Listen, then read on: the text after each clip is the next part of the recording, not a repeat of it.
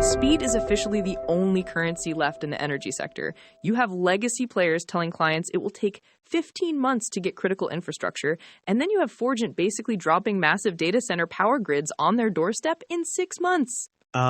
It really is just pure execution turning into a structural advantage. Totally. So welcome back to Earnings Unscripted, everyone. Today is May 14th, 2026.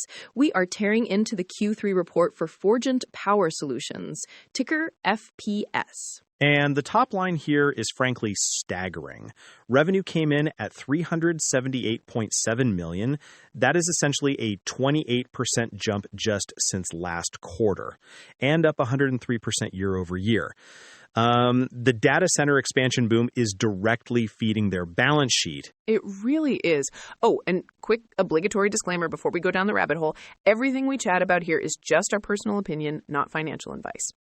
But yeah, their operating income nearly doubled quarter to quarter to $39.3 million.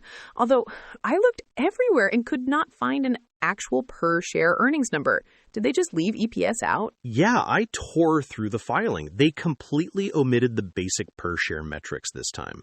We only have the class share counts, which is annoying.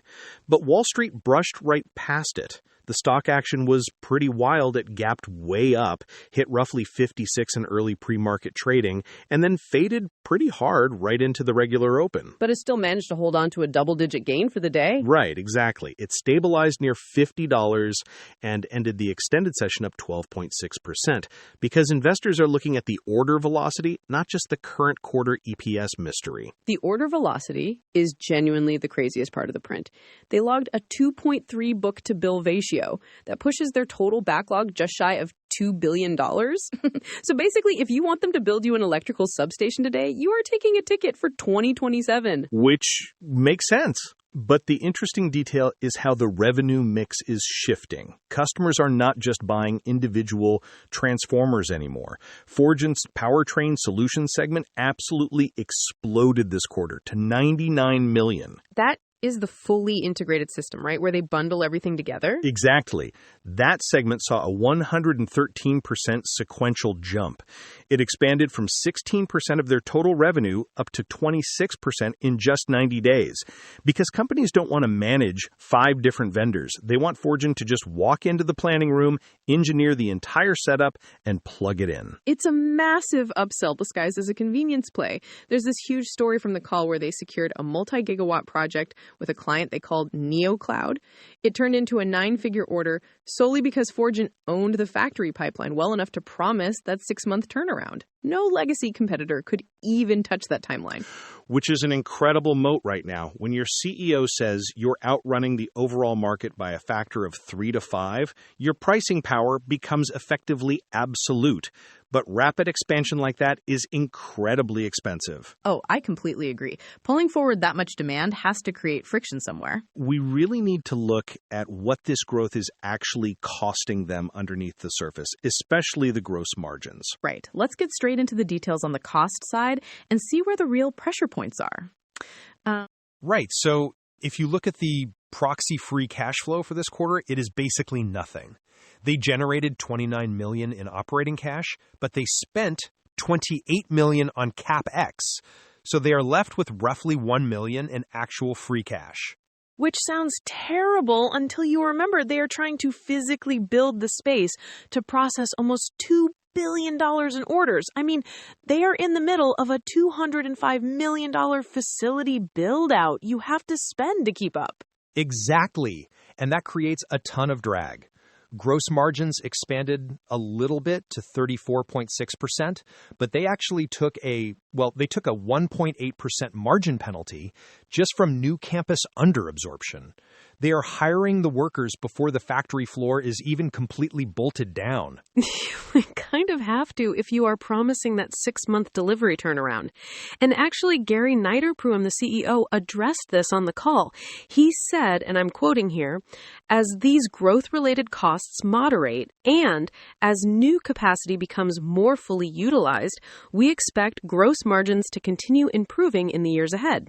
So they definitely view this as a temporary growing pain. Yes. Management keeps pointing to this looming capex cliff. The facility expansions are almost finished. Once that stops draining $28 million a quarter, the capital intensity just drops off. And at that point, the operating leverage is massive. The free cash flow should just skyrocket next year. But the story is not entirely clean. I know that pause. What did you find? The operations side is running at redline, looking great. But the corporate structure has this weird bleed valve attached to it post-IPO. I'm looking at the Tax Receivable Agreement, the TRA. Okay, yes, I saw that acronym buried in the 8K. What exactly did they do there? So when they effectively closed the IPO back in February, they restructured. And in the process, they materialized this brand new liability. It sits on the balance sheet at $207.3 million, owed entirely to the pre-IPO continuing equity owners. $200 million? Owed for what exactly? For future tax savings. Basically, as the public company gets tax benefits over time, they are legally bound to take 85% of those savings and hand them straight out the door in cash to the old insiders. It functions like a massive deferred cash dividend. Okay, let me make sure I am translating this right. Retail investors are buying into this hyper-growth data center boom, which is totally real. But as soon as the company actually starts throwing off huge amounts of free cash and gets taxable income, a giant chunk of the tax relief just quietly walks out the back door to the original founders and backers. You nailed it. I mean, perfectly legal. You see it in certain IPOs. But you have this narrative of a massive free cash flow inflection coming in 2027, and they will have cash, absolutely. But that TRA is a very real structural cash drain sitting right alongside it. It is built-in friction. Which is ironic because speed and lack of friction is their whole pitch to the customers. Right. So if you are modeling perfect cash conversion next year, you are doing it wrong. The margin narrative is totally protected from external things. Like they completely shook off the new tariff regimes recently because they do all of their heavy fabrication in-house down in Mexico. That vertical integration is a huge win. But this internal liability, you just cannot escape it. So they're effectively bulletproof on global supply chain tariffs, but they're heavily taxed by their own corporate history. That is a very accurate way to put it. Well then, with this massive capacity unlocking soon, but the IPO baggage lingering on the balance sheet, where does this leave their actual trajectory heading into the end of the year? Management is betting entirely on that capacity unlock. They aggressively hiked the fourth quarter outlook and are projecting, well, they expect adjusted EBITDA margins to leap to around 25%. Wait, 25? Because they just hit 22.4. That is a massive sequential jump in just 90 days. Right, because that underutilized factory overhead we talked about finally gets fully absorbed by the incoming volume. And Gary Niederprum actually dropped a line on the call that really signals their confidence. He told analysts, the low end of our updated guidance ranges for revenue and adjusted EBITDA is now above the high end of our prior ranges. Okay, yes. Raising the new floor above the old ceiling is basically the ultimate corporate mic drop. It really is. But if we zoom out to 2027, there is a fascinating physical limit here. The CEO admitted that roughly 55 to 60% of their $1.9 billion backlog cannot even ship until next year. So they are fundamentally capped by their own throughput right now, even with the new facilities wrapping up. I mean, they're growing 3 to 5 times faster than the broader grid market, but the laws of physics still apply to heavy steel manufacturing. Exactly. And that is the core thing to watch next quarter. Yes, the massive $205 million capex program steps down. Yes, free cash flow is supposed to dramatically inflect.